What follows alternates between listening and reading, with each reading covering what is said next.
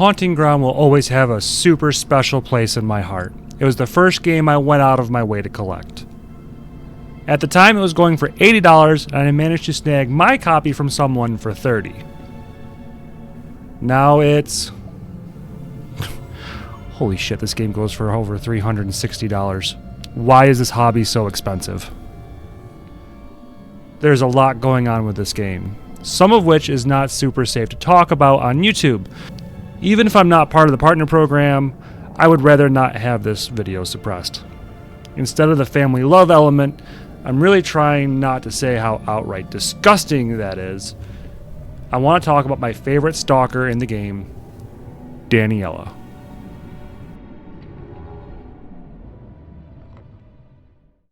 The first thing that needs to be discussed is what is and what is not confirmed for her character. Despite what people say online, it is not 100% confirmed that Daniela is not human. I know. Pump the brakes, historian. You're going off the deep end already. I will point out, though, there's enough evidence to say that is most likely the case because of what the story in the game presents, but I wanted to make sure that I said it is alluded to that she is in fact a homunculus. I'm aware the comment section here seem to have a problem when I say that things are alluded to, but until there's an official confirmation, I'm just pointing out what it is.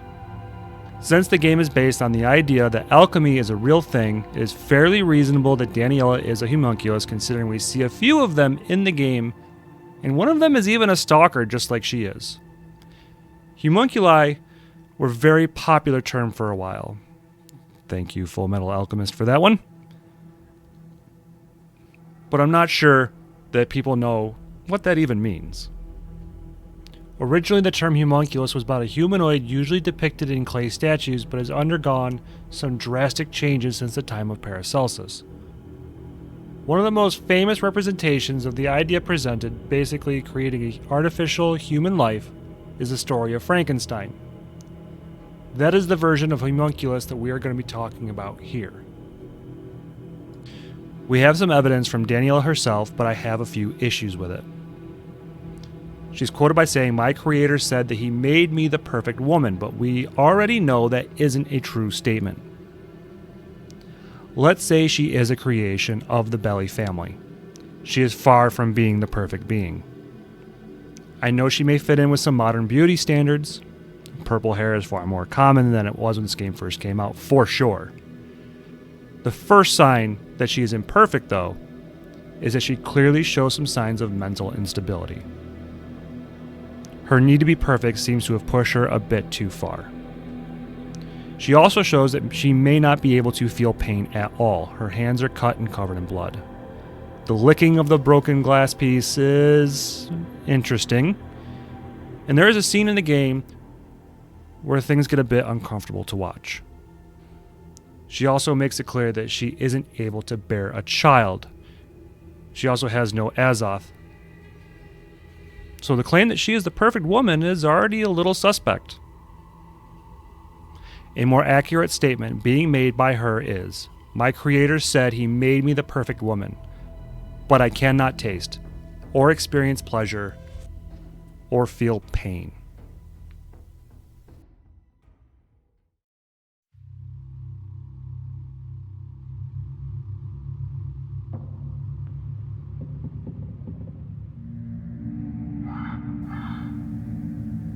Until I started to research the game and the character a bit more, I didn't realize that the whole section where Fiona leaves the cage is because of Daniela. I guess I must have missed something, but when looking into it, apparently the cage was opened by her on orders of Lorenzo. We don't see this at all. Our first experience with her is a rather awkward cutscene where we finally make it to the bedroom.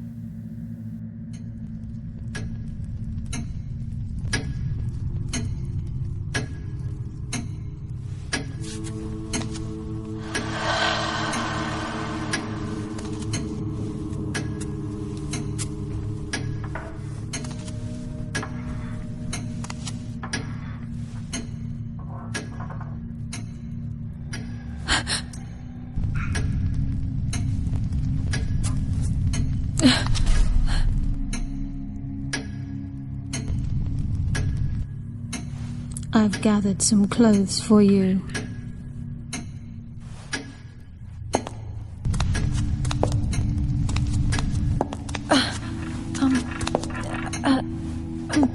Wait! Don't go!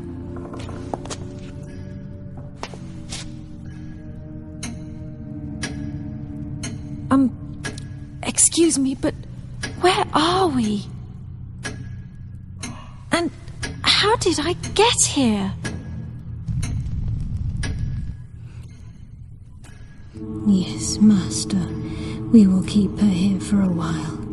I will make sure she stays comfortable.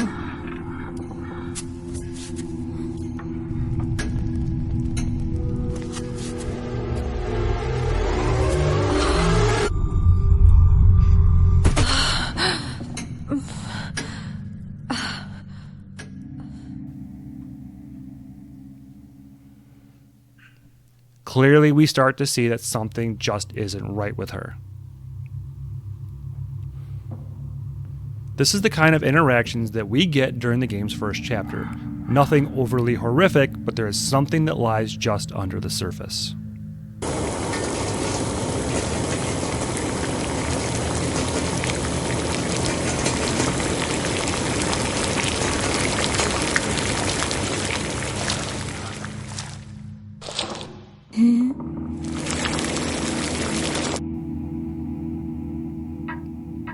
It is not until the next chapter in the game do we really see what Daniela is really like, though.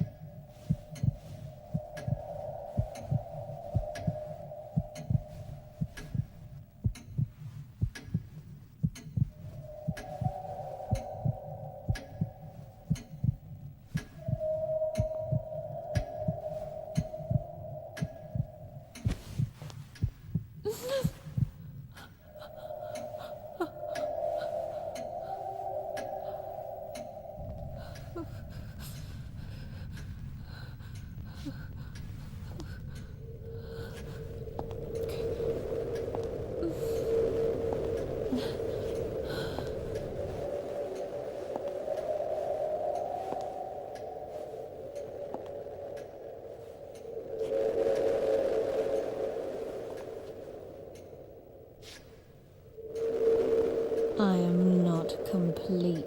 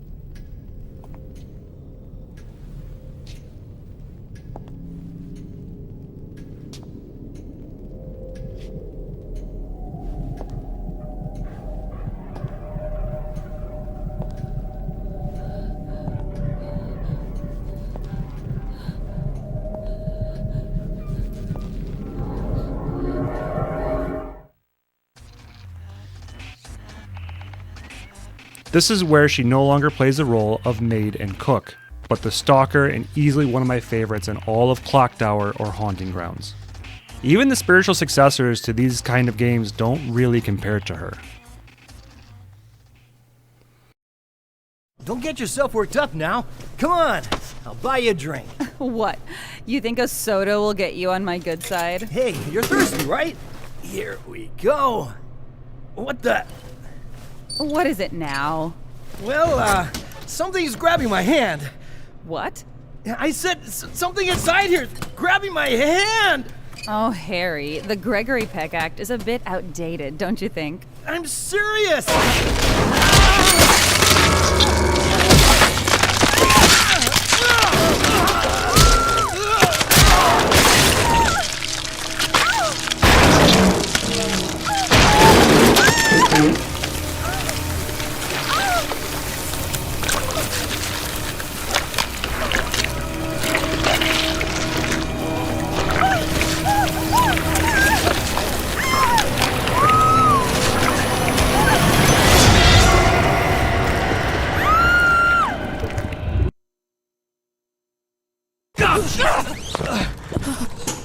Is this why you came here, Doctor? I hope you found what you were looking for. I tried to warn you. You should have listened. Is it really worth it to put yourself into this story?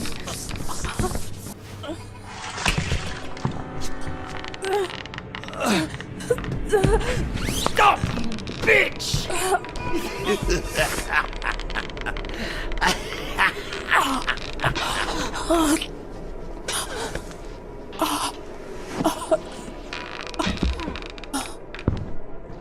Some things die and stay dead forever. Maybe it's just me, but I personally find it scarier when the killer not only has no emotional issues trying to kill me, but doesn't even have the ability to feel any pain I inflict back.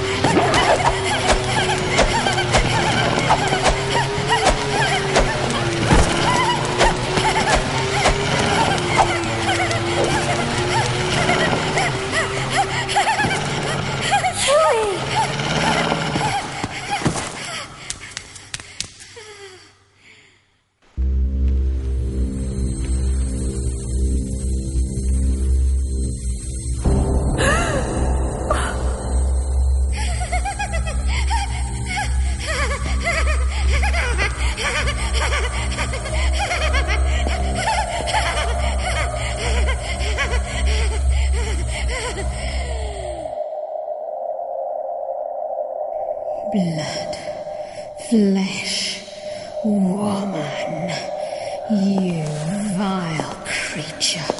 You lure the man into your filthy body again and again, and you are allowed to do that because you are a precious, precious little princess. Precious little princess.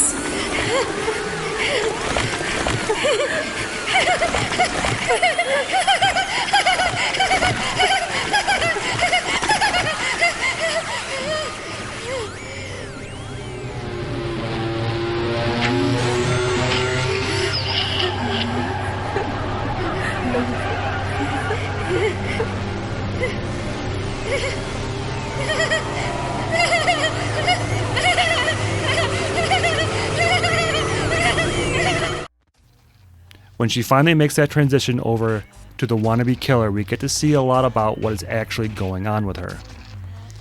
The damage done to her fingertips, the cuts on her hands, and one of her few weak points, seeing herself in the mirror.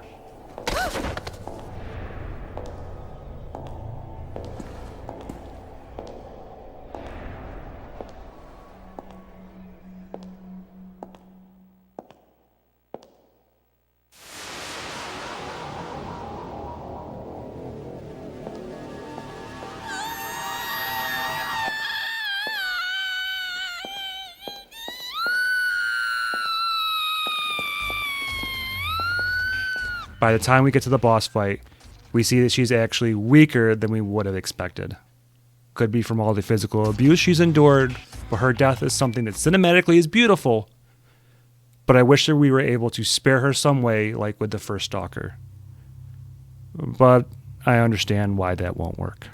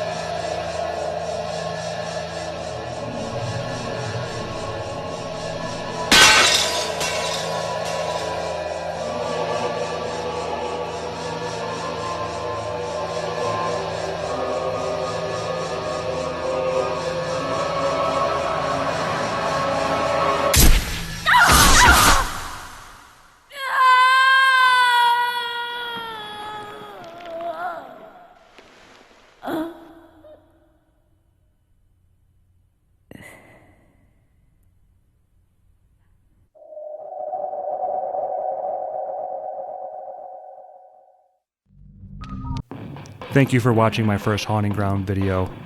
If you enjoyed it, please hit the like button, share it around, and thank you again. Much love. Bye now.